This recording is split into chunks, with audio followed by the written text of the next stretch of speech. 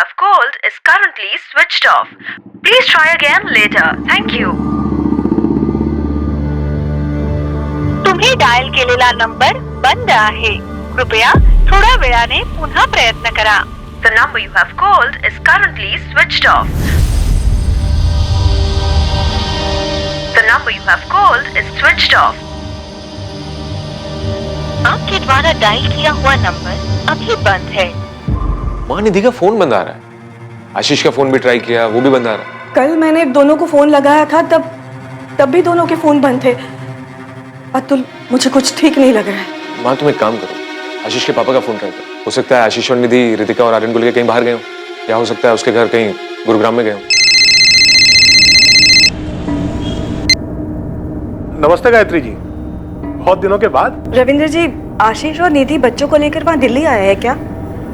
2 दिन से मैं उन्हें फोन लगा रही हूँ, दोनों के फोन बंद आ रहे हैं. नहीं तो आने वाले थे क्या वो लोग? लेकिन आशीष ने तो मुझे इस बारे में कुछ बताया नहीं. और ऐसे कैसे दोनों का फोन बंद आ रहा है? आपकी कुछ बात हुई थी इन दिनों उनसे? उन्होंने कुछ बताया था ऐसा कि कहीं बाहर जाने का प्रोग्राम बनाया हो? और गायत्री जी, 1 हफ्ता पहले मेरी आशीष से बात हुई थी, वही हर बार की तरह हालचाल जानने के लिए बस. मेरी भी 4 दिन पहले बात हुई थी निधि से. बातों से लग रहा था कि वो परेशान है, और अब 2 दिन से उनके फोन भी बंद आ रहे हैं. कुछ हुआ था क्या गायत्री जी? निधि परेशान क्यों थी? आशीष ने इस बारे में कुछ मुझे बताया भी नहीं, कोई जिक्र भी नहीं किया. उसकी बातों से लग रहा था कि वो परेशान है, पर उसने कुछ बताया नहीं. अब मुझे भी चिंता हो रही है गायत्री जी. उन दोनों का फोन ऐसे बंद नहीं रहता है. और दोनों बच्चे कहाँ हैं?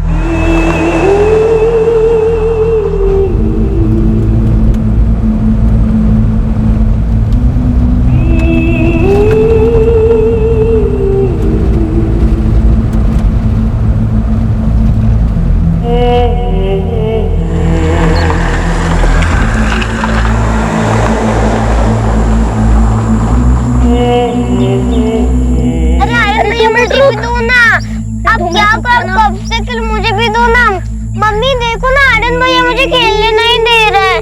आप हमेशा ऐसे करते. अरे बस 2 मिनट रुक जा, फाइनल लेवल पर हूँ. अरे नहीं, अब मुझे दो ना, मुझे भी खेलना है ना. आप हमेशा ऐसे करते हो.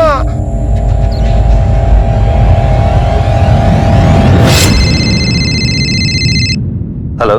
हेलो विवेक, मैं निधि का भाई अतुल बोल रहा हूँ. हम लोग एक बार मिल भी चुके हैं. कौन निधि? आशीष की वाइफ. ओ हाँ अतुल, कैसे हो? हाँ मैं ठीक हूँ. मैं जोधपुर में हूँ. मैंने बस इसलिए फोन किया था कि आशीष ऑफिस आया है क्या? आशीष तो पिछले 2 दिन से ऑफिस नहीं आया है, और उसने ना ही किसी को कुछ बताया है. यहाँ तक कि उसने हमारे बॉस नितिन को भी कोई इन्फॉर्मेशन नहीं दी. मैंने कहा भी था उससे कि जाने से पहले नितिन सर को बता के जाए. वो कहीं जाने वाला था? कुछ बताया उसने? हाँ, फोन आया था उसका 2 दिन पहले. विवेक, मैं निधि और बच्चों को लेकर महाबलेश्वर जा रहा हूँ 4 दिनों के लिए. आज पूरे वेस्टर्न डिवीजन सेल्स टीम की मीटिंग है ऑफिस में, और तू बोल रहा तू महाबलेश्वर जा रहा है? प्लान अचानक बना, मैं चेंज नहीं कर सकता, मुझे जाना पड़ेगा. कब बना है प्लान? कल तो तूने इसके बारे में मेरे को कुछ नहीं बताया, और ये मीटिंग तो पिछले 2 हफ्ते से फिक्स है ना. विवेक, मुझे जाना पड़ेगा, तू किसी तरह मैनेज कर लेना वहाँ पर. तू एक काम कर, तू मुझे नहीं नितिन सर को इन्फॉर्म कर. भाई बॉस वो है, मैं नहीं. तू बता देना सर को. और क्या बोलूं, तू इतनी इंपॉर्टेंट मीटिंग छोड़ के महाबलेश्वर घूमने जा रहा है? नहीं भाई, तू इन्फॉर्म कर दे, नहीं तो महाबलेश्वर तू घूमने जाएगा और बॉस की डांट मैं सुनूंगा. ठीक है, रहने दे, मैं ही बता देता हूँ सर को. लेकिन अब्दुल, आशीष ने नितिन सर को कुछ बताया ही नहीं, बिना बात किए चला गया, और यहाँ अकेला सारी प्रॉब्लम मैं झेल रहा हूँ. महाबलेश्वर में कहाँ रुकने वाले थे? कुछ बताया उसने? नहीं, कुछ नहीं बताया आशीष ने. बस इतना ही कहा था कि 4 दिनों के लिए वो महाबलेश्वर जा रहा है.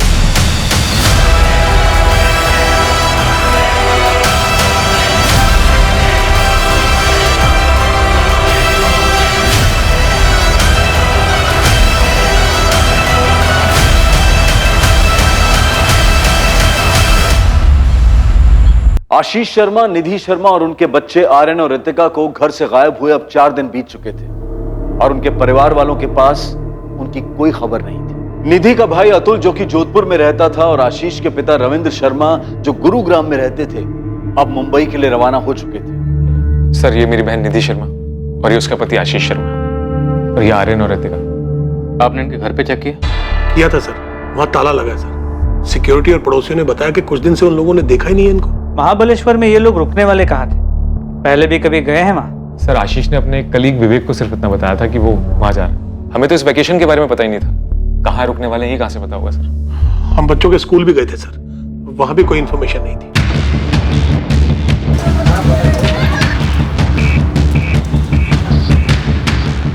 महाबलेश्वर का एक एक होटल चेक किया गया, लेकिन पुलिस को ना आशीष शर्मा या निधि शर्मा के नाम से कोई बुकिंग मिली और ना ही उनकी कोई खबर। मुंबई से महाबलेश्वर तक के टोल नाका के सीसीटीवी फुटेजेस से भी कोई लीड नहीं मिली। आशीष की कार ने कोई टोल नाका कभी क्रॉस ही नहीं किया था जो उन्हें महाबलेश्वर ले जा सके।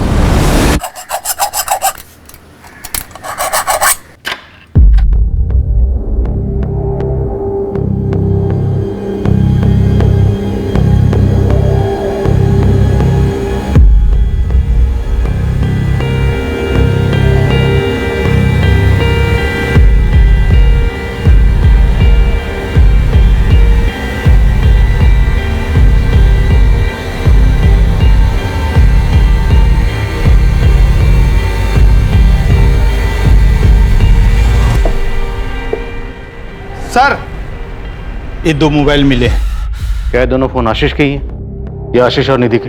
हो सकता है सर, लेकिन मैं पक्का नहीं बोल सकता क्योंकि मुझे नहीं पता वो दोनों कौन सा मोबाइल यूज करते हैं। रुकना, ऑन करो फोन। हम फार्मा प्रोडक्ट्स में डील करते हैं और आशीष हमारी कंपनी में सीनियर सेल्स मैनेजर है। वो शुरू से ही अपने काम में बहुत एफिशिएंट रहा है, इसलिए उसका अचानक ऐसे छुट्टी पर चले जाना बहुत अजीब है। उसने मुझे इन्फॉर्म तक नहीं किया। इनफैक्ट उसके इस बर्ताव से मैं काफी अपसेट भी हुआ था। क्या कोई ऐसी बात थी जिसकी वजह से आशीष परेशान थी? उसकी पत्नी निधि के भाई अतुल ने हमें बताया कि पिछले हफ्ते जब उनकी निधि से बात हुई वो काफी परेशान लग रही थी। नहीं सर, मेरी जब आशीष से बात हुई तो मुझे कुछ ऐसा लगा नहीं। मेरा मतलब है, हो सकता है ऐसा कुछ हुआ भी हो पर मुझे महसूस नहीं हुआ। और अगर वो परेशान था भी तो अचानक क्यों एक दिन उठकर महाबलेश्वर क्यों चला जाएगा, और वो भी बिना किसी को बताए? वो लोग महाबलेश्वर नहीं गए। तो फिर कहां गए?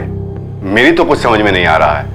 वो ऑफिस नहीं आ रहा, महाबलेश्वर नहीं गया, तो आखिर वो लोग गए कहां? मैं अभी मिली थी 5 जुलाई की दोपहर को उससे। बच्चों को बस स्टॉप से लेने आई थी, हमारी बात भी हुई। निधि ने तो कोई जिक्र नहीं किया महाबलेश्वर के बारे में। कविता जी, क्या हाल फिलहाल में निधि ने आपसे कोई ऐसी बात कही हो जिससे आपको लगा हो कि वो काफी परेशान है? निधि, तुम एक बार बीकेपी कोचिंग क्लासेस ट्राई करके तो देखो, उनके मैथ्स टीचर बहुत ही अच्छे हैं। कविता, मैंने आर्यन को ऑनलाइन ट्यूटोरियल्स के लिए सब्सक्राइब कर लिया है, वही उसके लिए ठीक है। अरे तेरी बात सही है, लेकिन ऑनलाइन ट्यूटोरियल में टीचर वहाँ खुद तो नहीं होता ना बच्चों को समझाने के लिए, बस कंप्यूटर पे सब कुछ बोल देता है। तू एक बार क्लासेस तो ट्राई करके देख। अगर तू हाँ बोले तो एक दिन मैं अपने पूजा के साथ आर्यन को भी ले जाती हूँ। एक दिन का फ्री ट्रायल ऑर्गेनाइज कर देती हूँ आर्यन के लिए। सच में ऐसे मैथ्स टीचर कहीं नहीं मिलेंगे।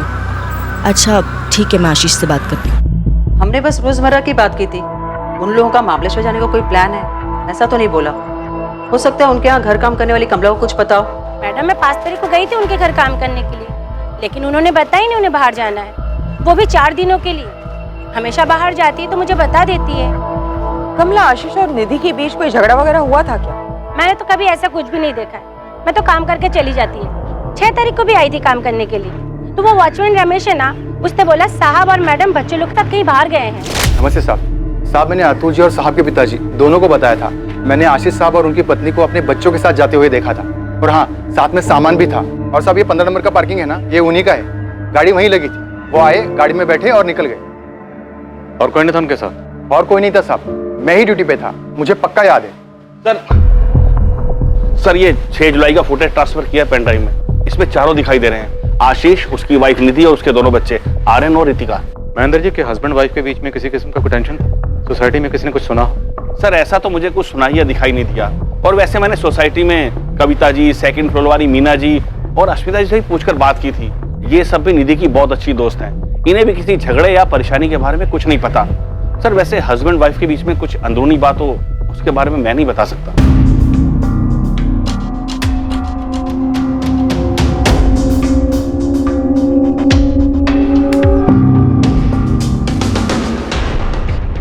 सर आमतौर पे बच्चे तो घूमने फिरने के लिए काफी एक्साइटेड रहते हैं, और यहाँ पर भी बच्चे एक्साइटेड हैं।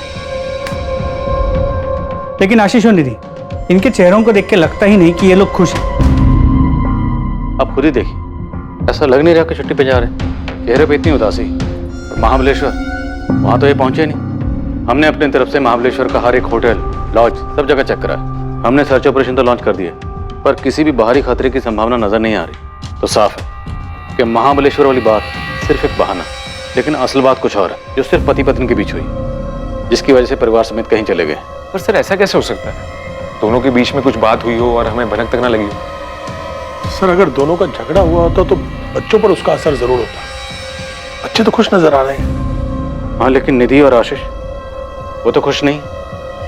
और हो सकता है बच्चों को भी कुछ ना पता, जैसे आप लोगों को कुछ नहीं पता। किसी खतरे में तो नहीं है सर? मुझे सच में उनकी बहुत फिक्र हो रही है सर। हो भी सकता है, पर आप लोग ही बेहतर बता सकते हैं कि अगर खतरा था तो कहाँ से, क्योंकि बाहर से कुछ नजर नहीं आया। रितिका ने कभी किसी परेशानी के बारे में नहीं बताया। मैंने उसके सारे क्लासमेट से बात की है। अगर कुछ होता तो किसी ना किसी से जरूर कहती वो। और आर्यन, उसकी तो 2 हफ्ते पहले ही पेरेंट टीचर मीटिंग थी, निधि भी आई थी उसमें। उसको देखकर बिल्कुल नहीं लग रहा था वो थोड़ी भी परेशान है। वो लोग 6 जुलाई को निकले थे। उसके 4-5 दिन पहले रितिका और आर्यन के बर्ताव में कोई बदलाव? नहीं मैम, कोई भी बदलाव नहीं था। अगर ऐसा कुछ होता तो मुझे जरूर पता चलता। रितिका भी बिल्कुल नॉर्मल थी।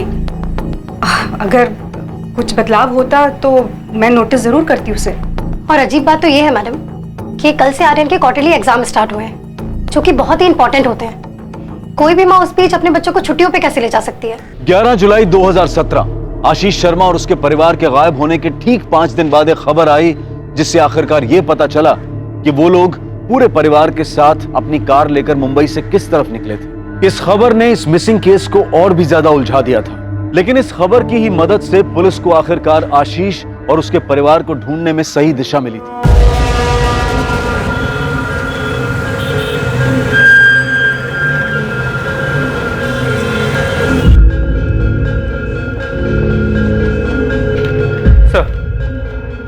दहीसर चकनाका के सीसीटीवी कैमरा में आशीष की कार की फुटेज मिली। दहीसर चकनाका तो मतलब महाबलेश्वर तो नहीं गए? और आशीष ने विवेक को जो बोला था वो सिर्फ एक बहाना ही था।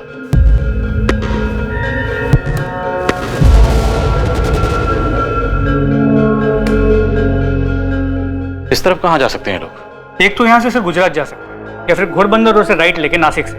नासिक साइड में जो टोल नाका है वहां की 6 जुलाई की सीसीटीवी फुटेज मंगा ली और गुजरात बॉर्डर पे भी इंफॉर्मेशन भेज दी। दीपक, मुझे लगता है कि सबके पीछे कोई अंदरूनी मामला छिपा हुआ है। खैर, इन चारों के फोटोग्राफ्स इधर दहीसर से गुजरात तक और उधर इगतपुरी से नासिक सभी पुलिस स्टेशन में पहुंचाओ। देखते हैं, शायद कहीं से कोई खबर आ जाए। गुजरात, नासिक, इगतपुरी, क्या इनमें से कहीं जा सकते हैं? मुझे तो ये समझ में नहीं आ रहा कि ये दोनों बिना किसी को कुछ बताए हुए कहीं क्यों जाएंगे। निधि ने माता को कुछ नहीं बताया। गायत्री जी, क्या उसे निधि ने आपको अपनी परेशानी की वजह बताई थी? उसने तो ऐसा कुछ नहीं बताया, पर उसकी बातों से मुझे ऐसा लगा कि वो परेशान है। और मैंने उसको पूछा भी, पर उसने कहा कि ऐसी कोई बात नहीं है। हाँ माँ, सब ठीक चल रहा है। आर्यन और रितिका का स्कूल भी ठीक है। जरा बात तो करा दी बच्चों से। माँ सो गए दोनों, बाद में बात कराती हूँ कल या परसों में। और कुछ बोलना है? नहीं, तो ठीक है ना? कोई परेशानी है क्या? हाँ माँ, मैं ठीक। बार बार एक ही बात क्यों पूछ रही हूँ? कुछ तो बात है, तो इतना चिड़चिड़ा कर क्यों बोल रही है? मैं चिड़चिड़ नहीं कर रही हूँ, बस थक गई हूँ। अब बिना मतलब के मेरी चिंता करना छोड़ दे माँ। और कुछ बोलना है या मैं फोन रखूं? मुझे ऐसा लगा कि आशीष से उसका कोई झगड़ा हुआ होगा, इसलिए परेशान है और बताना नहीं चाहती। गायत्री जी, आपकी बेटी और दामाद के बीच कोई अनबन थी या वो दोनों खुश थे साथ में? थोड़े बहुत झगड़े तो होते थे। ऐसे झगड़े हर घर में होते रहते। आशीष और निधि के बीच में अगर कोई झगड़ा होता भी था तो वो दोनों आपस में सुलझा लेते थे। माँ, रविंद्र अंकल, अब बात आम झगड़े की नहीं है। वो दोनों गायब हैं बच्चों के साथ। अब किसी से भी कुछ भी छुपा के क्या फायदा? तो अब तक बहुत कुछ छुपाया गया हमसे, क्यों अतुल? नहीं मैम, वैसी बात नहीं है। एक्चुअली आशीष और निधि के बीच में 2 महीने में काफी झगड़े बढ़ गए थे और निधि माँ को भी कुछ नहीं बताती थी। जब उसने खुद से कुछ नहीं बताया तो आप लोग क्यों अंदाजा लगा रहे कि झगड़े बढ़ गए थे? रविंद्र अंकल, आप ही बताइए ना, जो मुझे बता रहे थे। क्या बात है रविंद्र जी, अगर कोई भी बात है तो छुपाइएगा नहीं। शायद आपकी कोई बात हमें आपके बेटे, बहू और उनके बच्चों तक पहुंचा सकती है। मैडम, अतुल सही कह रहा है। पिछले 2 महीने से आशीष हमसे ठीक से बात ही नहीं करता था। उसके दिमाग में जरूर कुछ चल रहा था। हाँ, तो वो अपने काम को लेकर भी तो परेशान हो सकता है ना। लेकिन इस साल पहली बार हुआ है कि निधि बच्चों को लेकर छुट्टियों के महीनों जोधपुर नहीं आई। हाँ, तो अगर वो आपके यहाँ नहीं आई तो इस बार वो गुरुग्राम भी तो नहीं आई। अरे लेकिन एक मिनट, इस झगड़े का कारण था क्या? यही तो नहीं पता मैडम। ना माँ को कुछ ठीक से पता है, ना रविंद्र अंकल को कुछ ठीक से पता है। आशीष और निधि ने इस बारे में किसी को कुछ बताया नहीं। तो 2 महीने पहले तक सब कुछ ठीक था। बताइए, अब सब चुप क्यों है? 2 महीने पहले तक सब कुछ ठीक था। हमें तो सब कुछ ठीक ही लग रहा था 2 महीने पहले तक।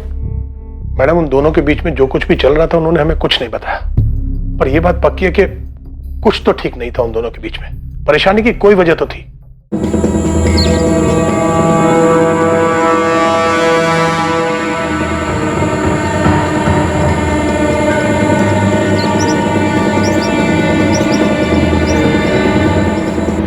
दहीसर टोल नाके से आशीष की कार की फुटेज मिलने के ठीक एक दिन बाद थाने डिस्ट्रिक्ट के मनोर के जंगलों में आशीष की कार मिलने की खबर आई। वहां पर देखो सब क्या है? सर हमें ये गाड़ी उधर ही खड़ी मिली थी। अंदर का नजारा बहुत भयानक है, लाशें मिली। करीब 1 घंटे पहले ये गाड़ी यहाँ लोकेट हुई।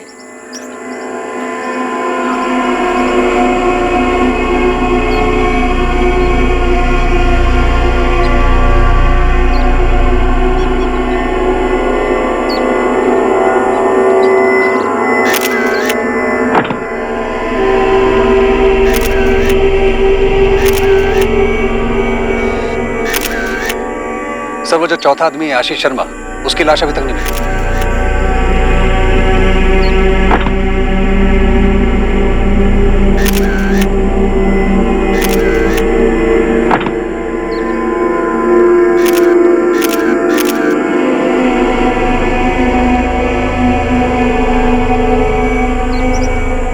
सर आशीष शर्मा की लाश नहीं मिली, लेकिन तलाश जारी है। आखिर इस फैमिली में ऐसा हुआ क्या?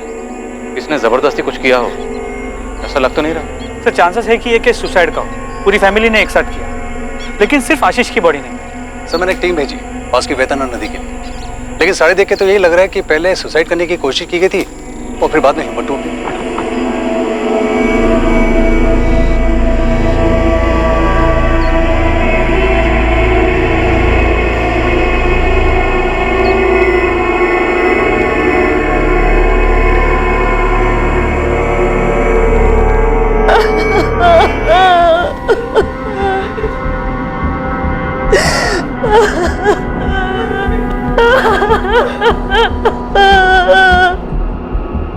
हुआ क्या था इंस्पेक्टर? और आशीष कहाँ है? आशीष या उसकी डेड बॉडी अब तक बरामद नहीं हुई। इन्हें देख के लगता है कि इन्हें जहर दे के मारा गया। क्राइम स्पॉट पे हमें एक चॉकलेट का बॉक्स मिला, उसे एनालिसिस के लिए हमने लैब भेज दिया। इन्हें जहर दिया?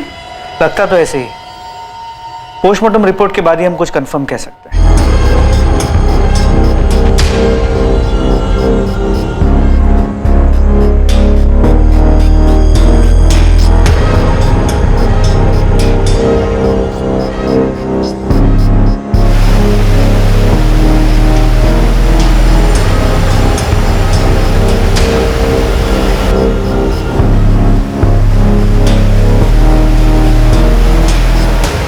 डॉक्टर साहब हमारी तलाश जारी है। आज भी 3 डाइवर्स गए हैं नदी में, लेकिन हमें कुछ मिला नहीं है। मैंने दूसरी टीम को नदी के आगे भी छानबीन करने के लिए कहा। इस केस में काफी गड़बड़ है। सुसाइड है या मर्डर, या फिर मर्डर को सुसाइड का रूप देकर हमारे सामने परोस दिया गया? मौत की वजह सीवियर पॉइजनिंग है। इन सबको जहरीली दवाई दी गई थी। दवाई? किसी ड्रग कंपोनेंट का मिसयूज किया गया? हाँ, बेरामेक्सिन का इस्तेमाल किया गया था। बच्चों को भी यही दवाई दी गई है? हाँ, आपको एक चॉकलेट का बॉक्स मिला था। यस। दवाई शायद उसी में मौजूद थी। बच्चों को मुश्किल से 5 मिनट लगे होंगे कोलैप्स करने में, और उनकी माँ को लगभग 10 मिनट लगे होंगे, और मौत उसके तुरंत बाद ही हो गई होगी।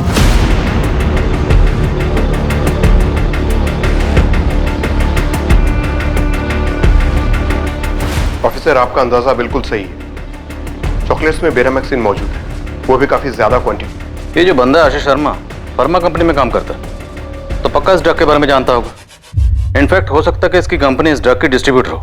हाँ सर, हमारी कंपनी बेरामेक्सिन की डिस्ट्रीब्यूटर है। आशीष सेल्स में था और इसके बारे में जानता था। सर यकीन ही नहीं आता कि आशीष इस तरह खुद की और अपने परिवार की जान ले सकता है। आशीष ने अपने बीवी और बच्चों को मारने के बाद खुद सुसाइड किया है या नहीं, ये अब तक क्लियर नहीं है। हमें सिर्फ उसके बीवी और बच्चों की बॉडी मिली। इतना क्लियर है कि उसने वो जहरीले चॉकलेट्स क्राइम सीन पे नहीं खाए, इसलिए या तो आशीष या उसकी डेड बॉडी अब तक मिसिंग है।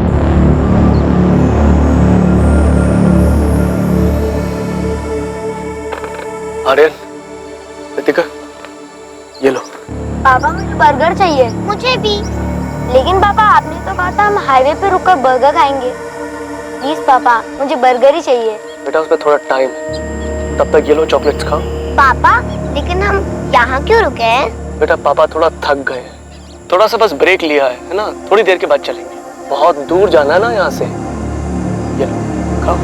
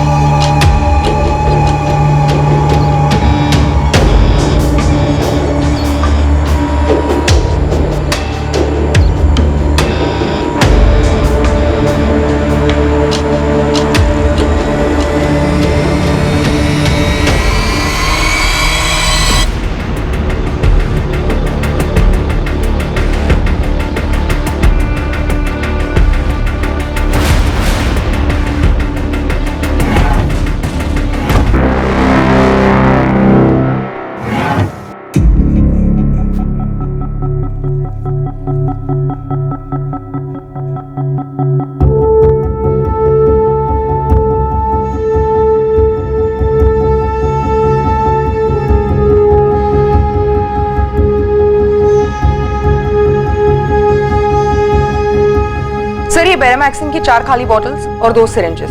सुसाइड नोट कहीं नहीं मिला, पूरा घर छान मारा। परिवार में, ऑफिस में और आस पड़ोस में किसी को भी इनके घर की असली हालत की खबर नहीं, और सिचुएशन इस हद तक बिगड़ गई थी कि सुसाइड करने की नौबत आ गई, पर किसी को भनक तक नहीं लगी। इस सुसाइड को पूरी प्लानिंग के साथ अंजाम दिया गया, और ये बेरामैक्सिन की खाली शीशियां भी इस बात का सबूत है।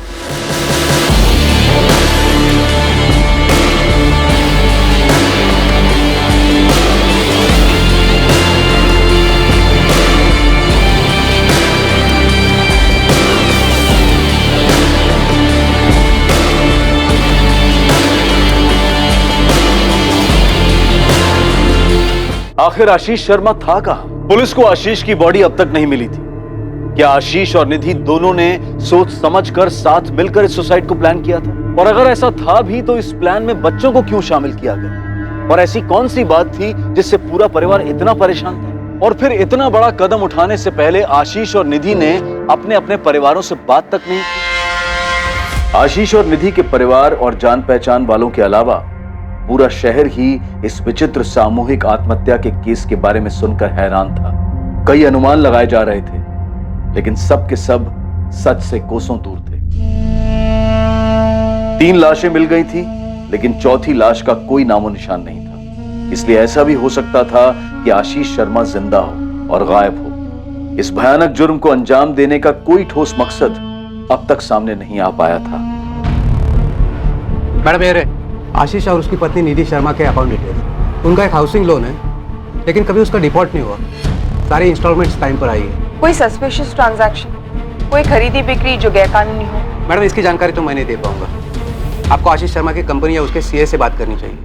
हाँ, इस हाउसिंग लोन के अलावा उसके 4 एफडीज, एक म्यूचुअल फंड अकाउंट और एक डीमैट अकाउंट भी है। अगर मुझसे पूछिए तो मुझे नहीं लगता आशीष शर्मा किसी तरह के फाइनेंशियल स्ट्रेस में था। सर, पिछले 6 महीनों में कंपनी के काम के सिलसिले में आशीष भुवनेश्वर, कोलकाता, लखनऊ और पटना जाते रहे। क्या इन सभी जगहों पे एकोमोडेशन आपकी कंपनी देती? जी हाँ, सारी डिटेल्स हैं हमारे पास। Sir, MN group of hotels. जब भी कोई एम्प्लॉय कंपनी के काम से बाहर जाता है तो यही रुकता है। क्या आशीष पर काम या परफॉर्मेंस का कोई स्ट्रेस था? काम का और परफॉर्मेंस का स्ट्रेस किसके ऊपर नहीं होता? मेरे ऊपर है, विवेक और कंपनी के पूरे स्टाफ के ऊपर है। पर उसके ऊपर अलग से ऐसा कौन सा स्ट्रेस था, ये समझ में नहीं आ रहा। और अगर सर उसको कोई स्ट्रेस था भी, कोई टेंशन थी भी, तो किसी से वो बात करता, किसी को बताता। और सर, आपके कहने पर मैंने हमारे सारे क्लाइंट से बात भी की है, स्पेशली जिनके साथ आशीष डील करता था, लेकिन उनमें से भी किसी ने नोटिस नहीं किया कि आशीष परेशान था। ऐसा भी क्या टेंशन थी, कौन सा स्ट्रेस था जिसके चलते उसने पूरे परिवार को मार दिया, बच्चों तक को नहीं छोड़ा?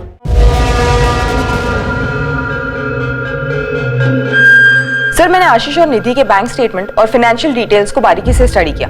कहीं कुछ गड़बड़ नहीं लगता। कोई ऐसा ट्रांजैक्शन ही जो गलत या गैर कानूनी हो। जैसे बैंक मैनेजर ने हमसे कहा था, फैमिली में पैसों को लेकर कोई प्रॉब्लम दिखाई नहीं देती। सर, आशीष की फोटो को कलकत्ता, भुवनेश्वर, पटना और उन सभी जगहों पे भेजा जहां पर वो काम से जाता था, और उन सभी होटल्स में भी जहां पर वो रुकता था। दीपक, मुझे नहीं लगता कि आशीष इनमें से किसी भी जगह जाएगा। अगर वो जिंदा है तो, और अगर ये सुसाइड नहीं मर्डर है तो, जो कि शायद आशीष ने बहुत सोच समझ के की। मर्डर नहीं लगता, यही तो अजीब बात है। पोस्टमार्टम रिपोर्ट में ये साफ साफ लिखा है कि तीनों बॉडी पर स्ट्रगल मार्क्स नहीं है। निधि, आर्यन, रितिका तीनों ने चॉकलेट्स खुद खाई थी। सर, अगर हम मान भी लेते हैं कि रितिका और आर्यन को डरा धमका के चॉकलेट्स खिलाई, लेकिन फिर भी निधि का क्या? उसने कोई स्ट्रगल नहीं किया। उसने वो जहर वाली चॉकलेट्स चुपचाप खा ली।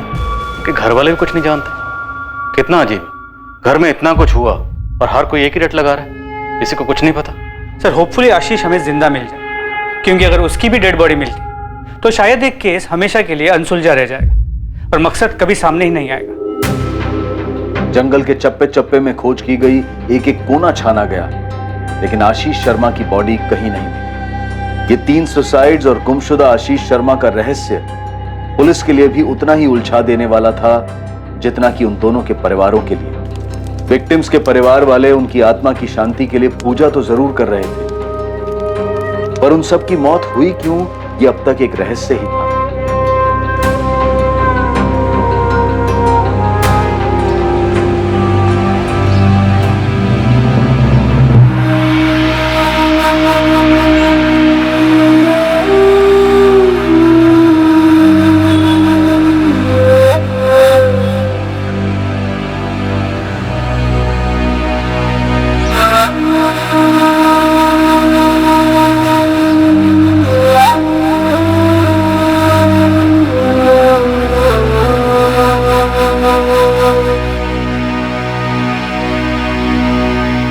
आशीष शर्मा जिंदा था और दर दर भटक रहा था, दिशाहीन और निर्जीव।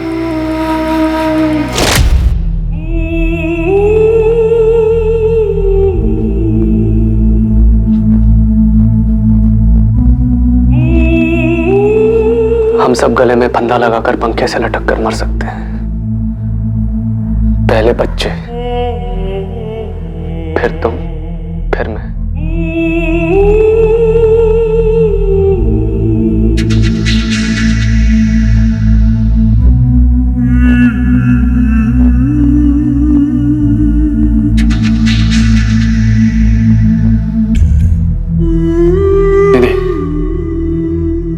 हम सब जाकर नदी में कूदकर अपनी जान देंगे। नहीं आशीष, ये नहीं होगा मुझसे। निधि, यही सबसे आसान तरीका है, सब साथ में मर जाएंगे। नहीं नहीं, समझने की कोशिश करो, इसके अलावा जो भी तरीका होगा वो बहुत दर्दनाक होगा, हम सबकी बर्दाश्त के बाहर। हमारा तो ठीक है, मगर बच्चों का क्या? निधि, निधि, निधि, प्लीज मेरी बात समझो। नदी में कूद के जान देना ही सबसे सही। नहीं आशीष, नहीं। बस।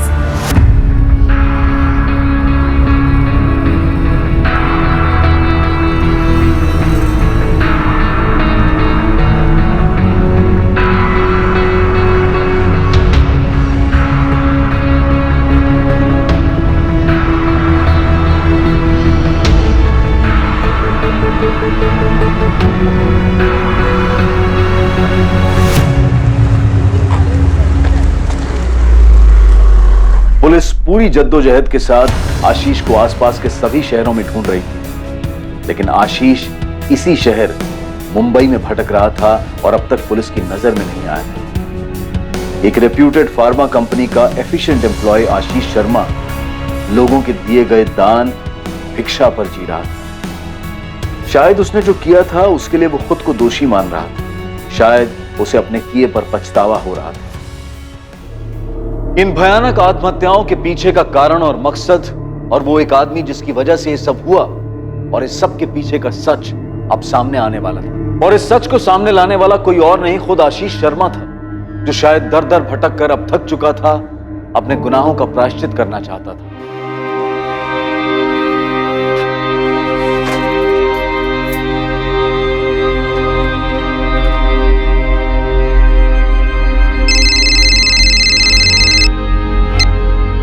हेलो विवेक। आशीष, थक गया हूं मैं, थक गया हूं भटकते भटकते। आशीष तू है कहाँ? मैंने तीनों को मार डाला, निधि, रितिका, आर्यन, सबको खत्म कर डाला। आशीष तू है कहाँ इस वक्त? बोलना। समझ में नहीं आ रहा है कहाँ जाऊं, क्या करूं। आशीष तू कुछ मत कर, तू मुझे ये बता तू है कहाँ? मैं आता हूँ तुझे लेने के लिए। तेरी सोसाइटी के पास, तेरे घर के सामने वाली दुकान पर।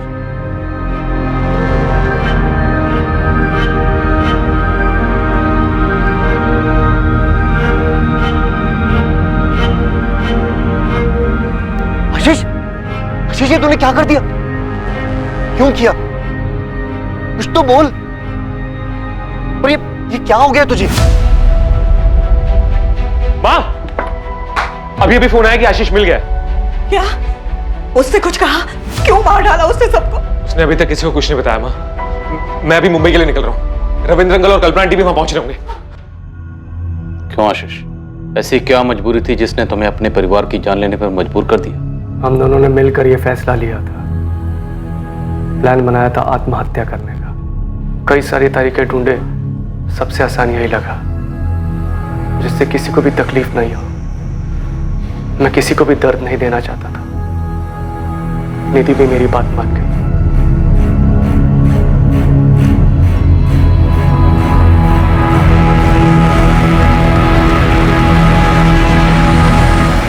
तुम दोनों ने प्लान किया था सुसाइड का? आखिर क्यों? सर, ऐसी जिंदगी जीने का कोई फायदा नहीं था। मैं घुट-घुट के नहीं जीना चाहता था। सारी गलती मेरी थी। निधि और बच्चे बेकसूर थे। कैसी गलती आशीष? कौन सी गलती? आखिर ऐसी कौन सी गलती थी जिसने तुम्हें 3 जिंदगी लेने पे मजबूर कर दी?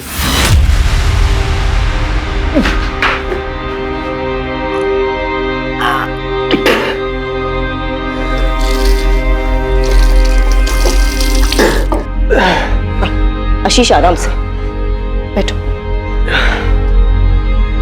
पी लो आशीष, पानी पियो। आशीष, कितनी बार कहा है किसी अच्छी डॉक्टर से चेकअप करवा लो। आज 4 दिन हो गए, तुम्हारी उल्टी बंद होने का नाम ही नहीं ले रही है। हाँ बाबा, करा लूंगा।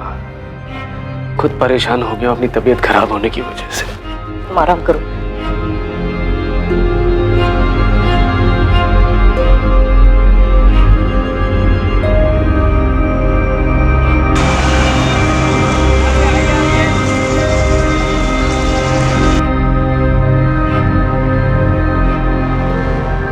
आशीष शर्मा जी। 3500। मैम बता सकते हैं इसमें क्या लिखा है? ये आपको सिर्फ डॉक्टर साहब ही बताएंगे, मेरा काम सिर्फ रिपोर्ट देना है।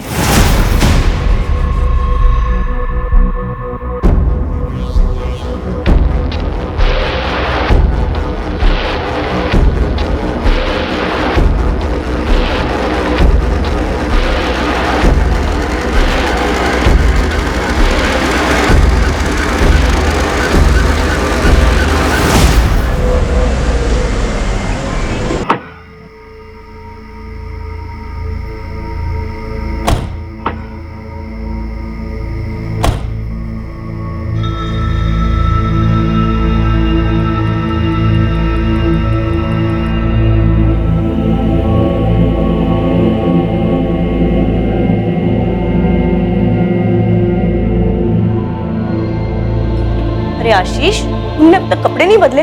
जल्दी से कपड़े बदल लो, खाना तैयार है। मैं तब तक ऋतिका और आर्यन को खिला देती हूँ।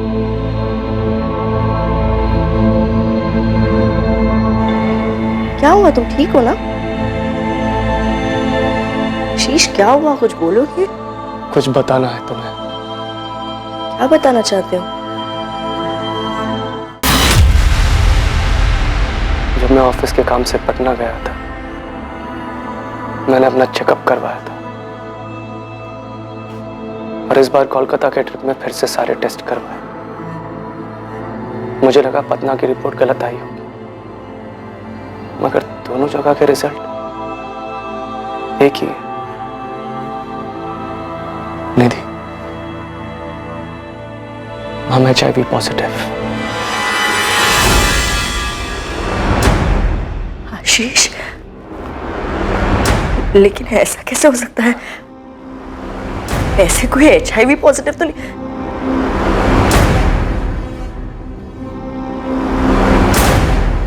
आशीष, क्या किया है तुमने? अब मैं निधि से और झूठ नहीं बोल सकता था। मुझे उसे सब कुछ सच सच बताना पड़ा। कौन सा झूठ? ऐसा क्या था जो तुम अपनी पत्नी से छुपा रहे थे? मैं कोठों पर जाया करता था, हर उस शहर में जहां कंपनी मुझे काम से भेजती थी।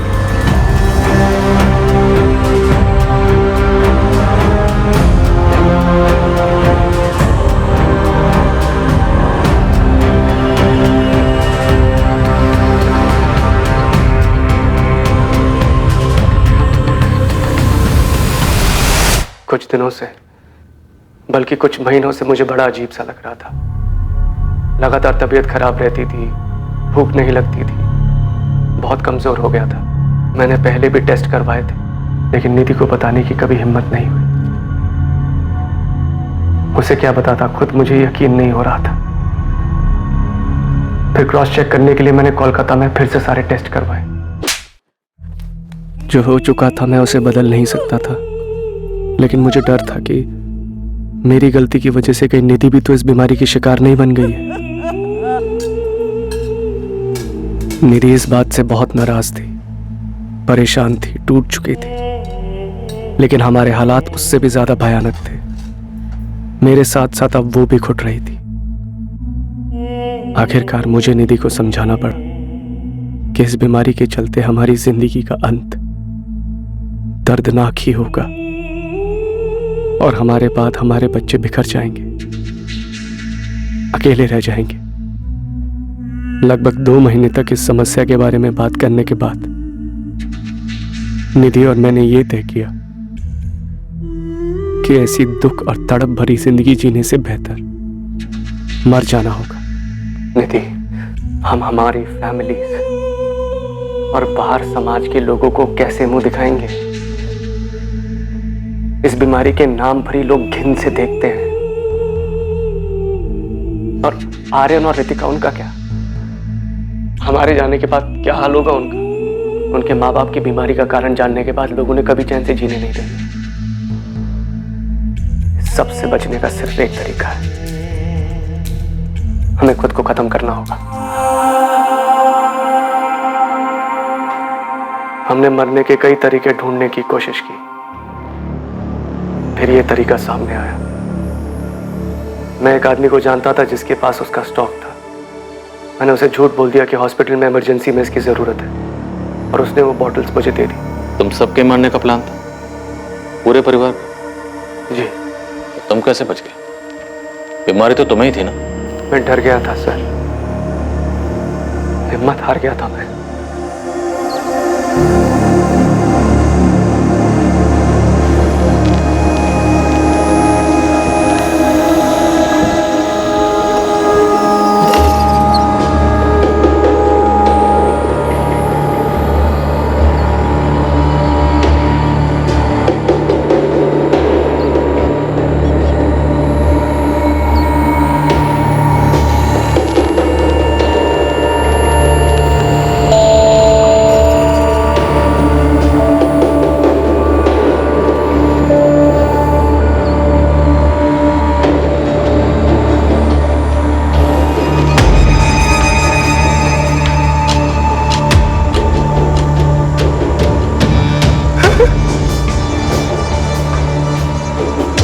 मैं डर गया था, मुझसे हिम्मत ही नहीं हुई। मैं वो चॉकलेट नहीं खा पाया, लेकिन उसके बाद भी मैंने अपनी जान लेने की कोशिश की थी। मैं खुद को फांसी लगाने गया, लेकिन वो भी नहीं कर पाया।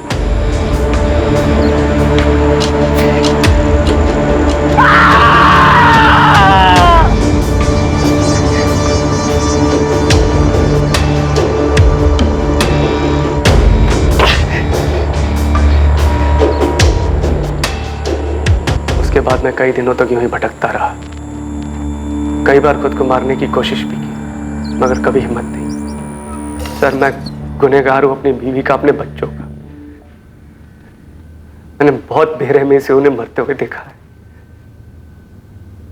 सब मेरी वजह से। तो तुम्हारे HIV पॉजिटिव होने की रिपोर्ट कहाँ है? तुम्हारे घर की तलाशी में तो हमें ऐसी कोई रिपोर्ट नहीं मिली, और ना ही घटना स्थल पर तुम्हारी गाड़ी में कोई ऐसी रिपोर्ट मिली। वो रिपोर्ट्स मैंने जला दी थी। निधि की रिपोर्ट्स वो कहाँ है? मैंने निधि का टेस्ट नहीं करवाया था। तुमने निधि के टेस्ट कभी करवाए नहीं? तो तुम्हें कैसे पता था कि निधि HIV पॉजिटिव थी? सर, वो मेरी पत्नी थी, और एक नॉर्मल कपल की तरह हमारे बीच भी फिजिकल रिलेशन था, तो स्वाभाविक है अगर मुझे HIV पॉजिटिव है तो उसे भी होगा। और बच्चे, उनका क्या? उन्हें क्यों मार डाला? बच्चे बेकसूर थे सर, उन्हें तो पता भी नहीं था कि हमने क्या प्लान किया। लेकिन हमारे जाने के बाद कौन संभालता उनको? मैं और निधि उन्हें अनाथ बनाकर नहीं जाना चाहते थे। समाज में जब सबको पता चलता कि उनके माँ बाप को HIV पॉजिटिव है, जीना दुश्वार हो जाता उनका यहाँ। तुमने निधि के टेस्ट नहीं करवाए, बच्चों का कोई लेना देना नहीं था इनसे, और तुमने उन सब की जिंदगी खत्म करने का फैसला ले लिया। मैं और निधि नहीं चाहते थे कि हमारे जाने के बाद हमारे बच्चे किसी भी परेशानी का सामना करें, इसीलिए फैसला हमने मिलकर लिया था। लेकिन निधि तो मर गई और तुम जिंदा हो। तुमने अपनी बीमारी की वजह से निधि को मौत के मुंह में कूदने पर मजबूर किया। तुम डर गए। तो मुझे भी मार दीजिए सर, मेरी वजह से मेरी बीवी, मेरे बच्चे सब चले गए। मुझे भी जीने का हक नहीं है सर, मार दीजिए सर, मुझे भी मार दीजिए सर। क्या बकवास कर रहा है आदमी? सर मुझे इसकी बात पे बिल्कुल भी यकीन नहीं। सर कुछ और ही हुआ है। कुछ और हुआ तो हम उसे ढूंढ निकालेंगे, ये हमारे लिए भी जाना जरूरी है। पर सर ऐसा कैसे हो सकता है? सर निधि के साथ इतनी बड़ी बात हो गई और उसने हमें कुछ भी ना बताया। और सर रिपोर्ट्स कहाँ हैं जिसमें लिखा है कि निधि HIV पॉजिटिव थी? और आशीष की रिपोर्ट्स कहाँ हैं? सर मैं कह रहा हूँ बात कुछ और ही है। रविंद्र जी, वही कुछ हम भी पता करने की कोशिश कर रहे हैं। हमने आपके बेटे को टेस्ट के लिए भेजा, उसका कहना है कि उसने अपनी टेस्ट रिपोर्ट जला दी और निधि के टेस्ट कभी करवाए नहीं गए। फिलहाल उसने इतना ही कहा। सर झूठ बोल रहा है आदमी। सर वो हत्यारा है सर, उसने बच्चों को और निधि को मार डाला। सर उसने प्लान ही बनाया था निधि को और बच्चों को मारने का। उसका सर खुद मरने का कभी प्लान था ही नहीं, इसलिए बाहर अकेला जिंदा घूम रहा है सर। हम आशीष की टेस्ट की रिपोर्ट का इंतजार कर रहे हैं, चार्जेस उसके बाद ही फाइल हों। आशीष को टेस्ट के लिए भेजा गया ताकि उसकी सच्चाई का पता लगाया जा सके। या तो ये आशीष शर्मा झूठ बोल रहा है, या तो फिर इसे गलत रिपोर्ट्स दी गई होंगी उन दोनों जगहों से जहां से भी इसने टेस्ट करवाए। He is not HIV positive. Sir मुझे तो लगता है कि ये आशीष शर्मा झूठ बोल रहा है। मेरी सलाह तो यही है कि 2-3 लैब्स में और इसकी जांच होनी चाहिए। क्या निधि के ब्लड सैंपल से ऐसी कोई बात सामने? नहीं, बिल्कुल नहीं। और अगर ऐसा कुछ होता तो मैं खुद ही बता देती। निधि HIV पॉजिटिव नहीं थी। सर अब तो रिपोर्ट्स भी सामने आ गई और ये साफ हो गया कि ये बंदा सफेद झूठ बोल रहा है। ये पूरी इसकी प्लानिंग। बीवी को कॉन्फिडेंस में लेके बीवी और बच्चों को मार दिया और प्लान भी ऐसा बनाया कि सांप भी मर जाए और लाठी भी ना दो। लेकिन किस लिए? मकसद क्या था?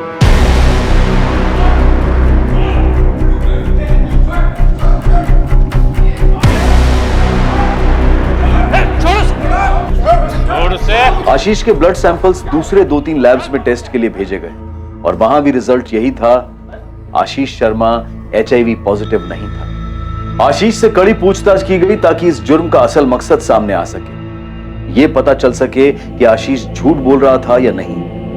कहीं ऐसा तो नहीं था कि आशीष ने जानबूझकर अपनी पत्नी को HIV पॉजिटिव वाली बात पर यकीन दिलाया था ताकि वो निधि और बच्चों से अपना पीछा छुड़ा सके। लेकिन बार बार पूछने पर भी आशीष अपने पहले बयान पर टिका रहा। आशीष शर्मा पर IPC की धारा 302 के तहत अपनी पत्नी और बच्चों की हत्या करने के चार्जेस लगाए गए। केस के ट्रायल के दौरान भी आशीष इसी बात पर टिका रहा। यह उसका और उसकी पत्नी का आपसी सहमति से लिया गया फैसला था। ट्रायल के बाद आशीष शर्मा को उसकी पत्नी और बच्चों के मर्डर के चार्ज में उम्र कैद की सजा सुनाई गई। निधि का परिवार समझ ही नहीं पा रहा था कि निधि ने उनसे बात क्यों नहीं की। बिना कोई जांच पड़ताल किए उसने इतना भयानक कदम क्यों उठाया। आशीष के माता पिता भी अब तक इस बात को समझ नहीं पा रहे कि आशीष ने ऐसे कैसे इतने बड़े जुर्म को अंजाम दे दिया, जबकि उसके पीछे का कारण बेमतलब था। आशीष ने अपनी पत्नी और बच्चों के साथ आखिर ऐसा क्यों किया? आशीष शर्मा की इस कहानी में सिर्फ उसका अपराध बोध सामने आया था। इसके अलावा इस घटना का कोई जस्टिफिकेशन नहीं था। जिन 2 लैब्स में उसने पहले टेस्ट करवाए थे, शायद वहीं से उसे सच में गलत रिपोर्ट्स दिए गए थे, लेकिन इस बात का भी कोई सबूत नहीं मिल पाया। आशीष को उन दोनों शहरों में ले जाया गया जहां उसने ये जांच करवाई थी, लेकिन आशीष को ना तो डायग्नोस्टिक सेंटर्स के नाम याद थे और ना ही उनकी लोकेशन, और ना ही किसी लैब में पुलिस को आशीष के नाम के ब्लड रिपोर्ट के रिकॉर्ड्स मिले।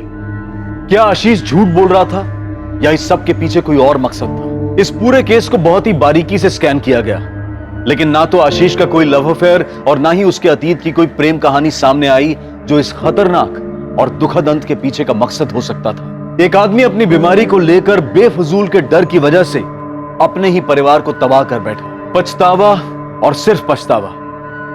बदकिस्मती से ना तो हम गुजरे हुए समय को वापस ला सकते हैं और ना ही उठाए गए कदम को वापस मोड़ सकते हैं। आशीष ने जो सड़क ली थी उसका कोई यू टर्न नहीं था। समझदारी इसी बात में होती कि आशीष सेकंड ओपिनियन लेता, अपने करीबी रिश्तेदारों से बात करता। ऐसे नाजुक हालात में आपके अपने ही आपको सहारा दे सकते हैं, ऐसा भयानक कदम उठाने से रोक सकते हैं। अगर आशीष ने भी समझदारी दिखाई होती तो वो 3 मासूम जानें बच सकती थी।